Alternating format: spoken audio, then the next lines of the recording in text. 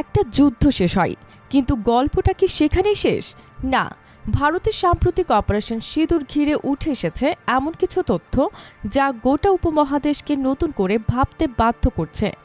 পাকিস্তানের সঙ্গে লড়াইয়ে যে ভারতের প্রতিপক্ষ আসলে তিনটি দেশ ছিল, এমন চাঞ্চল্যকর দাবি করেছেন খোদ ভারতীয় সেনার উপপ্রধান।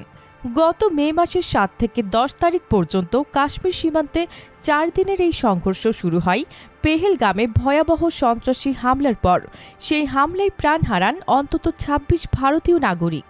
জবাবে ভারত শুরু করে অপারেশন সিঁদুর, যার লক্ষ্য ছিল পাকিস্তান ও পাকিস্তান অধিকৃত কাশ্মীরের ৯টি সন্ত্রাসী ও সামরিক ঘাঁটি।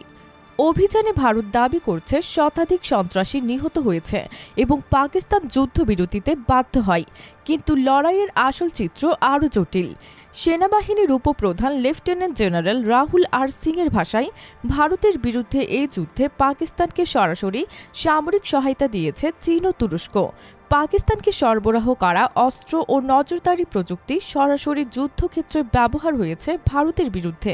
চীনের এই কৌশলকে তিনি বলেছেন ধার করা ছুরি দিয়ে হত্যা, যেখানে নিজেরা সরাসরি না জড়িয়ে পাকিস্তানকে দিয়ে ভারতের ওপর আঘাত হেনেছে বেইজিং। চীনের তৈরি অস্ত্রশস্ত্রের কার্যকারিতা পরীক্ষা করতেও পাকিস্তানকে জীবন্ত পরীক্ষাগার হিসেবে ব্যবহার করা হয়েছে। পাকিস্তানের ৮১% সামরিক সরঞ্জাম আসে চীন থেকে। শুধু তাই নয়, সংঘাত চলাকালে ভারতের সামরিক গতিবিধির রিয়েল টাইম তথ্য পাকিস্তানের হাতে তুলে দিয়েছে চীন। তুরস্ক পিছিয়ে ছিল না, তারা পাকিস্তানকে ড্রোন ও প্রশিক্ষক সরবরাহ করে যুদ্ধক্ষেত্রে সহায়তা করেছে। এই বক্তব্য ঘিরে এখন ভারতের রাজনৈতিক বিতর্ক তুঙ্গে। কংগ্রেস বলছে চীনের এমন আচরণের পরও মোদী সরকার বিষয়টি এড়িয়ে যাচ্ছে এবং সংসদে খোলামেলা আলোচনা করছে না।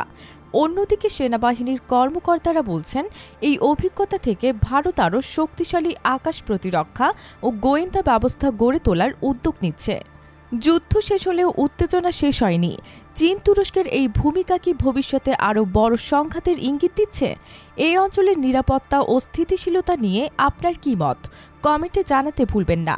আর এই ধরনের বিশ্লেষণমূলক খবর পেতে আমাদের সঙ্গে থাকুন।